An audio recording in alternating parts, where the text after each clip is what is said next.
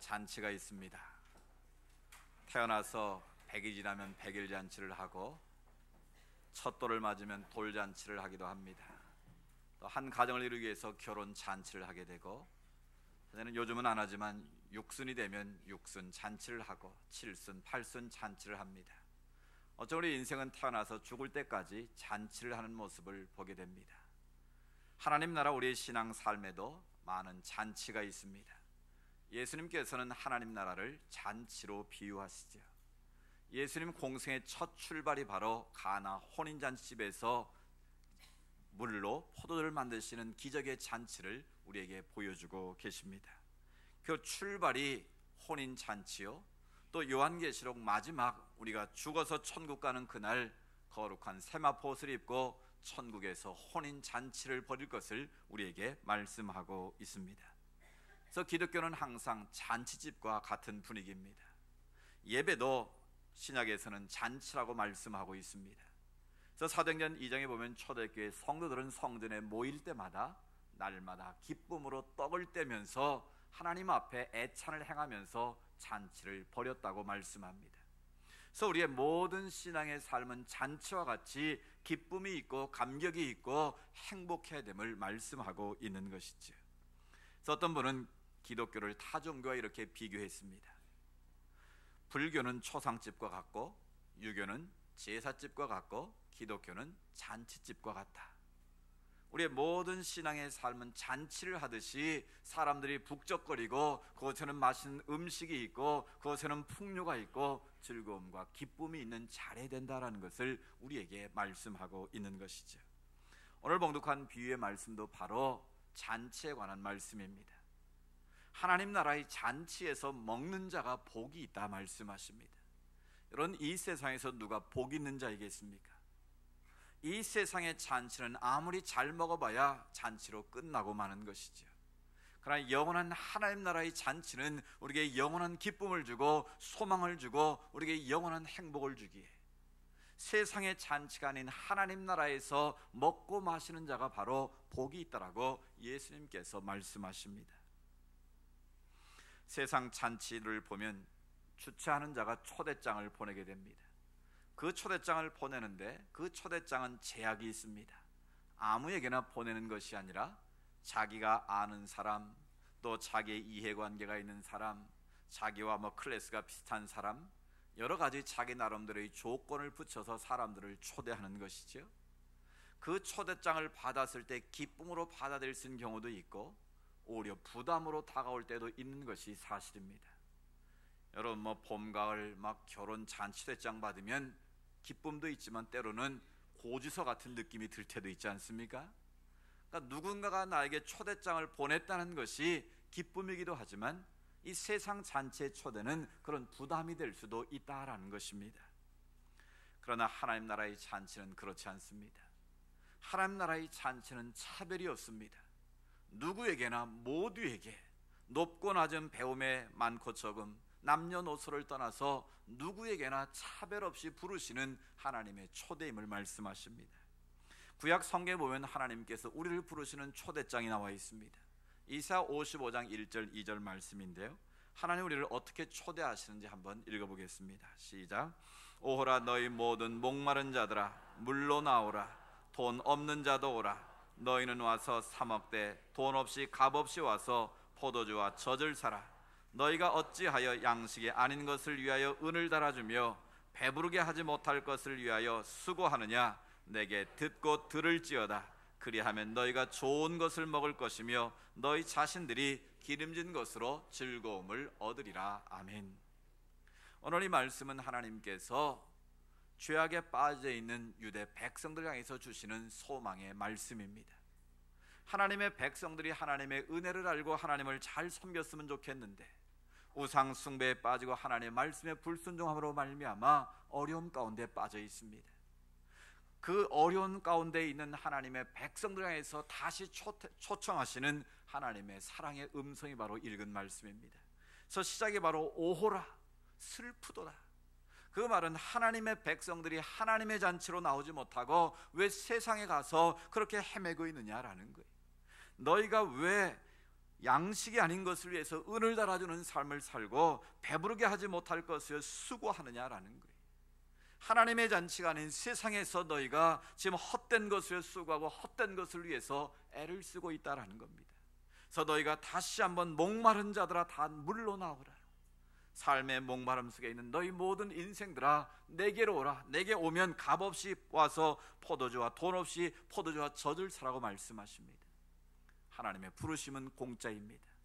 하나님의 은혜는 우리에게 무조건으로 베푸시는 은혜입니다. 거기에는 조건이 없고 차별이 없습니다. 누구에게나 열려있는 목마른 자들을 누구나 불러주시는 하나님의 사랑의 초대임을 강조하고 있습니다. 신약에서 예수님께서 우리를 부르시는 초대장이 있습니다. 마태복음 11장 28절에 보시면 이렇게 기록되어 있습니다. 우리 같이 한번 읽어보실까요? 수고하고 무거운 짐진 자들아 다 내게로 오라. 내가 너희를 쉬게 하리라. 아멘. 수고하고 무거운 짐진 모든 사람들을 주님께서 다 내게로 오라고 초대하고 계십니다. 여기서 수고하고 무거운 짐은 무엇이겠습니까? 그 당시의 산업 보면 율법의 짐을 지고 시험하는 자들입니다. 자기 의를 가지고 율법을 지켜서 하나님의 구원에 이르기 위해서 몸부림치고 있는 당시의 바리새인 서기관들 대상들 같은 유대인들을 의미하고 있습니다. 예수님의 말씀은 너희들의 수고와 너희들의 노력으로는 무거운 짐을 해결할 수 없다는 것이죠. 그 짐을 대신 져주시는 주님 앞에 나올 때 너희가 쉼을 얻고 자유함을 얻을 수 있다고 선포하시는 것이죠. 그렇습니다. 주님은 오늘 세상에서 지치고 시달리는 영혼들을 계속해서 부르고 계십니다. 마음이 상한 자들을 부르시고 육신에 병든 자들을 부르시고 관계 속에 깨지고 아픔 속에 있는 자들을 주님께서는 지금도 우리를 오라고 부르고 계신 것이지요. 그런데 그 주님의 부르심에 모든 사람들이 응답하는 것은 아닙니다. 주님은 놀라운 천국의 잔치를 준비하시고 모든 사람들을 부르셔서 영원한 생명을 주시고 기쁨을 주시고 행복을 주시기를 원하시는데 그 부르심 앞에 많은 사람들이 거절을 한다는 것입니다. 여러 가지 핑계를 대면서 그 하나님의 부르심 앞에서 거절하고 외면한다라는 것이죠. 오늘 본문에 그 세 종류의 사람들이 등장을 합니다. 첫 번째, 주님의 초대에 거부한 사람은 누구입니까? 바로 밭을 사서 갚아야겠다고 하는 사람입니다. 여러분, 밭을 샀다는 것은 얼마나 큰 복을 받은 자이겠습니까?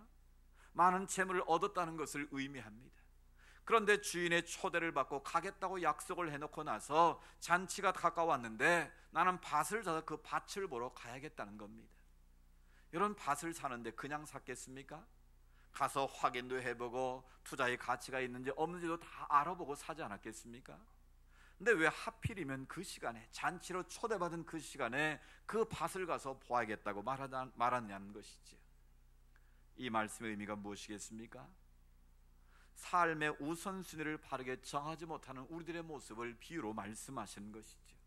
하나님께서 우리에게 재물의 복을 주시고 건강의 복을 주시고 자녀의 복을 주시고 일터와 산업에 많은 복을 주셨는데 그 재물이 오히려 하나님을 하나로 섬기는 데 쓰임받지 못하고 그것에 매여서 우선순위를 바르게 정하지 못한다면 하나님 나라의 잔치자리에 들어갈 수 없다라는 것을 말씀하시는 것이죠. 두 번째 사람이 있습니다. 소 5개를 샀는데 그 소를 길들여야겠다는 것입니다.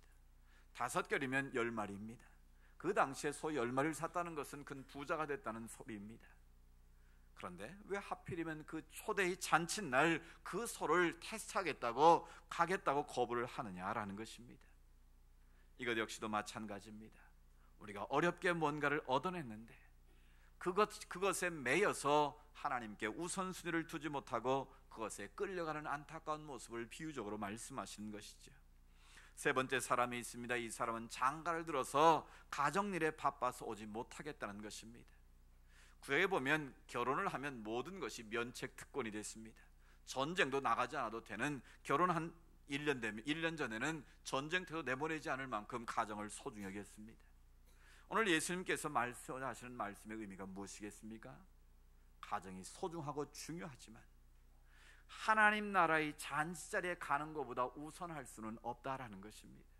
먼저 하나님과의 바른 관계를 맺고 하나님 나라의 잔치자리에 있어야만 그 가정이 화목하고 평안할 수 있는 것이지, 내 스스로의 힘으로 가정의 평화를 유지하겠다고 아무리 노력해도 그것은 안 된다는 것이지. 근데 나는 장가 갔기 때문에, 나는 소를 샀기 때문에, 나는 밭을 샀기 때문에 다 약속이라도 한 듯이 핑계를 대면서 잔치에 거절을 했다라는 것입니다. 그때 주인이 뭐라고 말합니까? 너는 빨리 가서 사회적인 약자들, 아직 초대받지 못했던 그 사람들을 다 불러 모으라고 말합니다. 그런데도 차지 않으면 너는 산이나 길 골목까지 다 가서 사람들을 강권하여 데려다가 그 잔치 자리에 집을 채우라고 명령하십니다. 그래서 강권하다라는 말은 아낭카손이라는 단어인데, 이 팔을 비틀다라는 의미가 있습니다. 또 실제로 비트시면 안 되고, 그렇게 완고하게 설득해서 어떻게든지 그 영혼을 잔치자리로 데리고 오라는 것입니다. 오늘 이 잔치 비유를 통해서 주님께서 주시자는 말씀의 핵심은 바로 이것입니다.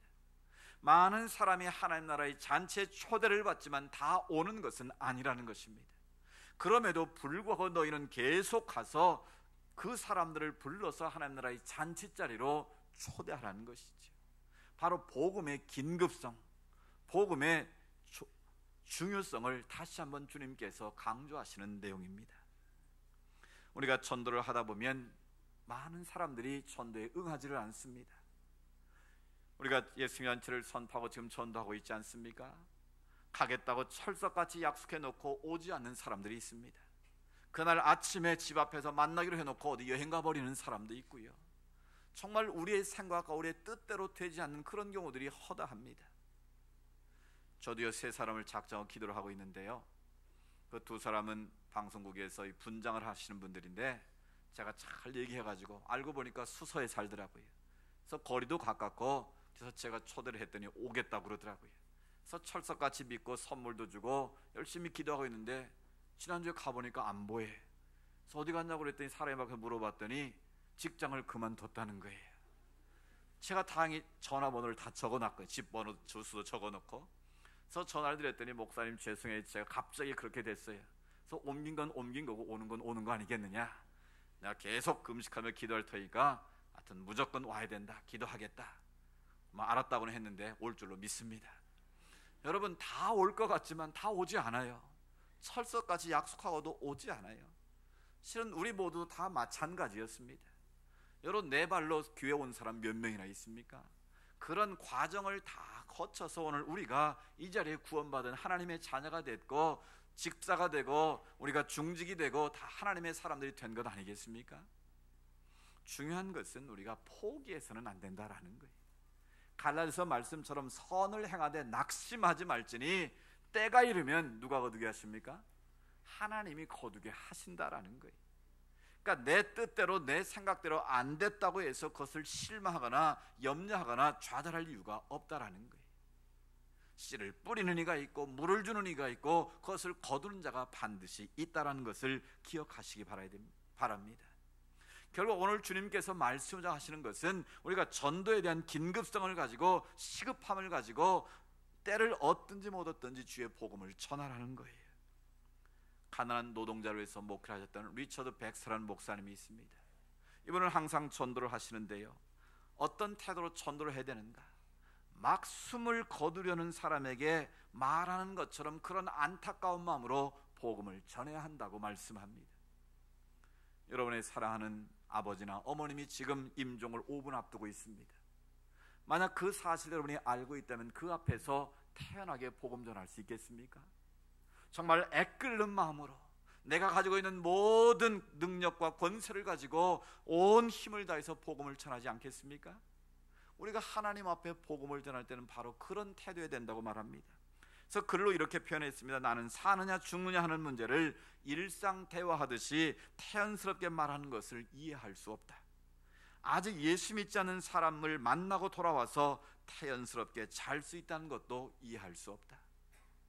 이 목사님은 그렇게 애절함으로 지금 저 지옥 가는 백성들 내가 지금 전하지 않으면 그냥 죽으면 지옥 가는 인생이라는 것을 알았기에 그 안 믿는 사람을 보고 집에 와서 편안히 잠을 잘 수 없을 만큼 전도에 열정이 있었다라는 거예요.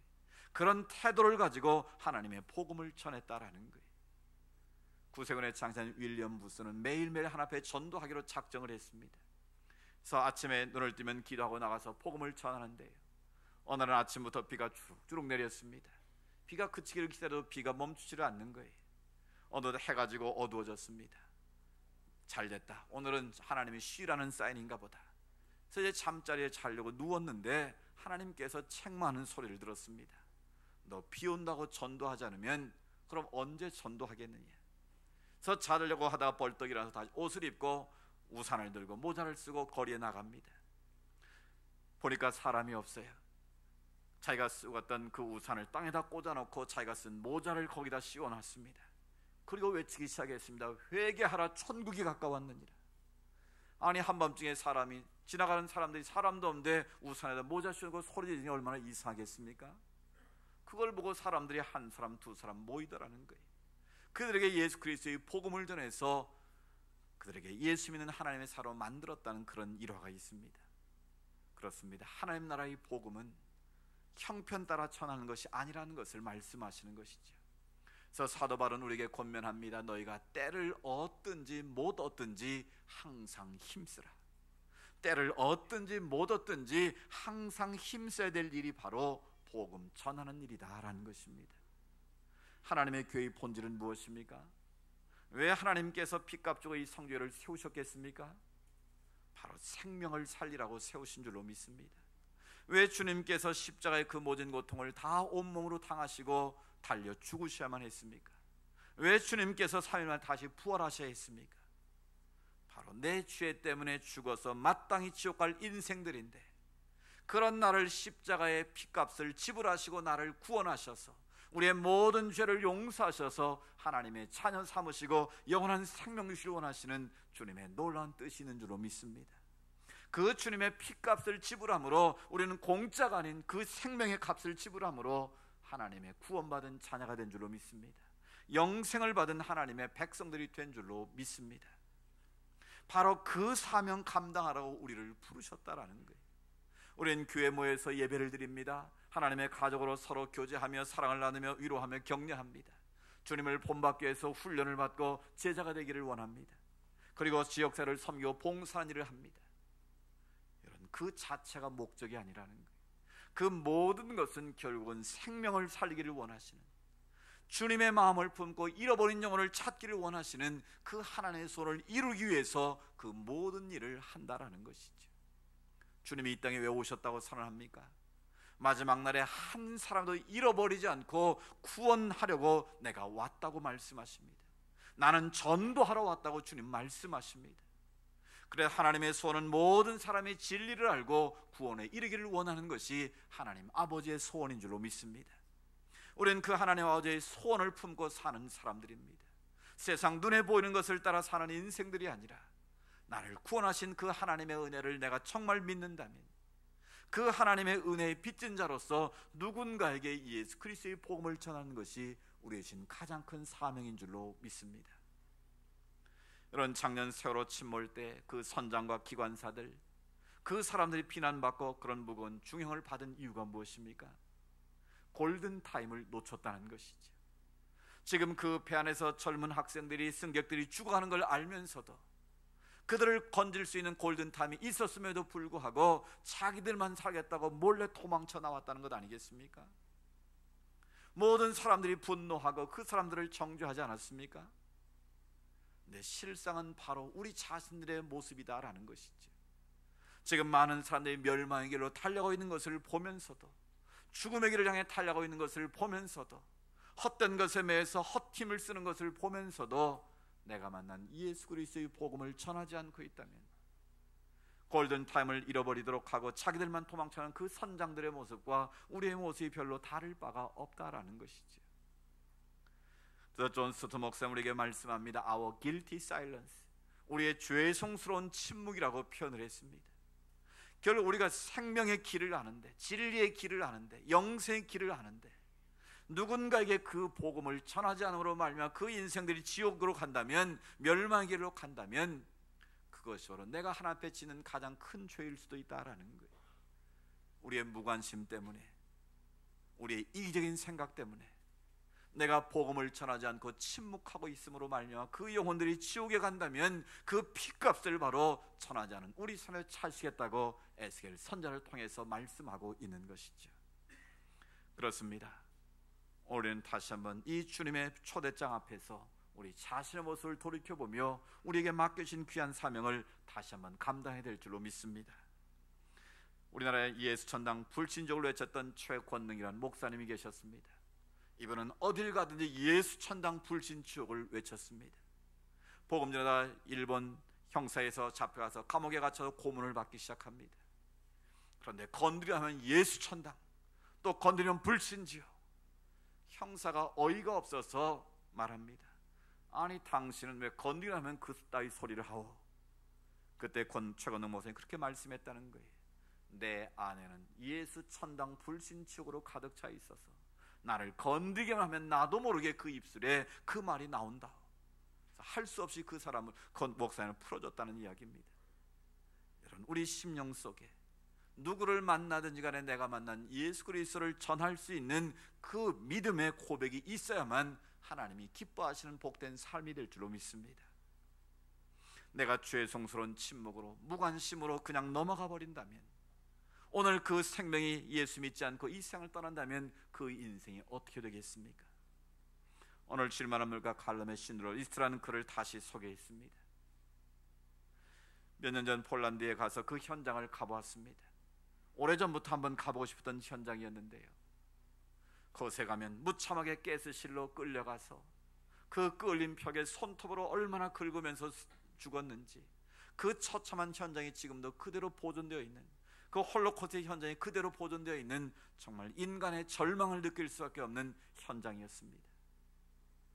그걸 본 이 쉰들러가 자기 재산을 다 팔아서 그 나치 군인들을 매수해서 그 사람들을 건져내기 시작합니다. 무려 1100명의 사람들을 이 쉰들러가 구출해냈습니다. 그리고 마지막 순간에 그 사람들이 너무너무 감사해서 금리발을 뽑아가지고 쉰들러에게 감사의 반지를 전합니다. 마지막 장면에 쉰들러가 그 철길을 터벅터벅 걸어오면서 반지를 보고 이렇게 절규합니다. 내가 이걸 팔았다면 한 생명이라도 더 건져낼 수 있을 텐데 내가 왜 이것을 끼고 있는지. 여러분, 그 쉰들러의 마음이 바로 우리의 마음이 되어야 될 줄로 믿습니다. 하나님께서 우리에게 얼마나 많은 복을 주셨습니까? 그 복을 가지고 우리가 해야 될 가장 중요하고 시급한 일이 바로 믿지 않는 영혼들을 초대해서 하나님의 잔치자리로 우리가 이끌어내는 것인데, 오늘 우리는 너무나 많은 것을 받았으면서도, 나를 위해서는 마음껏 쓰면서도 생명을 살리기 위해서 그것을 우리가 쓰지 않는다면 하나님께서 뭐라고 말씀하실까를 다시 한번 생각해 보게 됩니다. 그 영화의 마지막은 이렇게 끝납니다. 한 영혼을 구하는 것은 우주를 구한 것과 같다. 천하보다 한 생명이 귀하다면 그 한 생명을 위해서 어떠한 대가를 지불하더라도 그것은 하나님 보시기에 가치 있고 의미 있고 소중한 일임을 우리에게 말씀하고 있는 표현입니다. 그렇습니다. 생명잔치가 이제 일주일 앞으로 다가왔습니다. 우리가 다시 한번 주님의 그 간절한 마음으로, 그 쉰들러의 간절한 마음으로 우리가 착자한 VIP들을 위해서 눈물로 기도하는 시간 되기를 원합니다. 아직 내가 착자하지 못했다면 이 한 주간 동안 내가 구원될 그 영혼을 마음에 품고 함께 기도할 수 있기를 원합니다. 그래, 하나님, 이 영혼이 이번 기회에 예수님 만나기를 원합니다. 정말 이 영혼이 이번 기회에 주님 만나서 새로운 인생길을 걸어갈 수 있기를 원합니다. 하나님의 자녀되는 권세를 얻게 하시고 생명의 비밀을 알아 천국 백성으로 살아갈 수 있도록 하나님 이 영혼을 구원해 주시기를 원합니다. 우리의 간절한 마음과 마음이 하나로 연결될 때 이번 생명잔치를 통해서 죽어가는 영혼을 살리는 하나님의 놀라운 역사가 임할 줄로 믿습니다. 하나님은 먼저 우리를 생명의 초대장으로 우리를 구원해 주셨습니다. 그러나 아직도 구원받지 못한 세상의 헛된 길로 멸망길로 달려가는 많은 인생들이 있습니다. 이번 생명잔치에 우리가 다시 한번 힘을 모으고 기도를 모아서 그 영혼들을 주님 앞에 세우고 그 영혼들을 주님 앞에 올려드림으로 내 인생의 기승전결, 우리가 기도로 하나님 앞에 승리하고 전도함으로 생명의 열매를 맺는 그런 은혜가 있기를 축복합니다. 오늘도 우리를 부르시는 주님의 부르심 앞에 변명하지 말고 우리가 믿음으로 응답함으로 하나님께 영광 돌리는 축복의 통로가 될 수 있기를 주의 이름으로 축복합니다. 하나님 아버지, 하나님께서 우리에게 너무나 많은 은혜를 주셨고 너무나 큰 복을 주셨습니다. 먼저 길이요 치료 생하신 주님을 만났습니다. 그럼에도 불구하고 하나님께서 가장 귀중하게 여기시고 가장 긴급하게 여기시는 생명 살 일에 우리는 무관심할 때가 있었고, 우리가 소홀히 할 때도 있었고, 때로는 애써 외면할 때도 있었습니다. 다시 한번 수고하고 무거운 짐자들을 부르시는 아버지 하나님, 아직도 세상에 무거운 짐을 지고 헛된 것에 바쁜 사람들, 멸망의 길을 향해 달려가고 있는 사람들, 바로 그 한 영혼을 마음에 품을 수 있기를 원합니다. 그 영혼들에게 내가 만난 예수 그리스도의 복음을 전할 수 있기를 원합니다. 더 늦기 전에, 골든타임을 놓치기 전에 이번 기회에 우리가 예수 그리스도의 복음을 전해서 한 생명이라도 주님께 더 올려드릴 기뻐하는 마음에 간절한 불타는 소원이 있게 하여 주옵소서. 그래 그 영혼이 주님 앞에 돌아왔을 때에 주님께서 잃어버린 한 양을 찾으시고 어깨에 둘러매고 기뻐하며 잔치 차례를 베푸셨던 것처럼 우리 모두 그런 기쁨과 감격을 가지고 생명잔치에 나올 수 있도록 도와 주옵소서. 그래 우리 모두 하나님께 영광 돌리게 하시고 하나님의 기쁨이 될 수 있도록 은혜 베풀어 주시옵소서. 그렇게 역사하실 주님을 기대하옵고 예수님의 이름으로 기도드리옵나이다. 아멘. 파송의 찬양으로, 결단의 찬양으로 508장 우리 같이 부르고 3절 일어나서 찬양하겠습니다. 천사도 흠모하는 복음 전하는 사명, 화목케 하는 사명 우리가 감당할 수 있기를 원합니다. 우리가 지금은 나그네 되어도 화려한 천국에 머자 나가리니, 이 세상 있을 때 주 예수 위하여 끝까지 힘써 일하세. 주 내게 부탁하시니 천사도 흠모하겠네. 화목케 하라신 구주의 말씀을 온 세상 널리 전하세. 주 예수 말씀이 온 세상 만민들 흉악한 죄에서 떠나라 하시니, 이 말씀 듣고서 새 생명 얻으라. 이 기쁜 소식 전하세.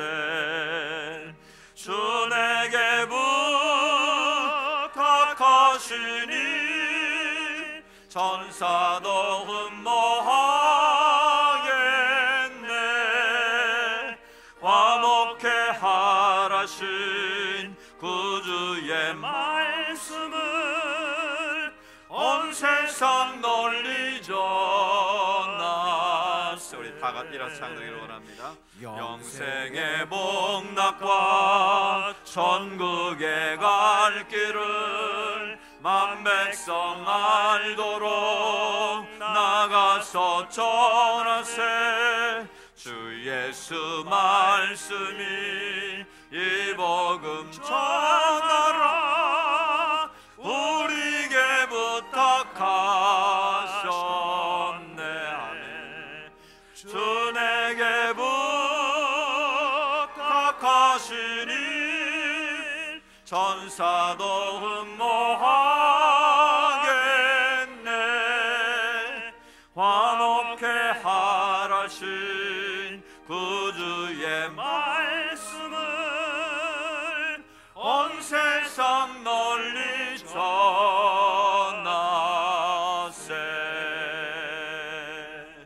아멘.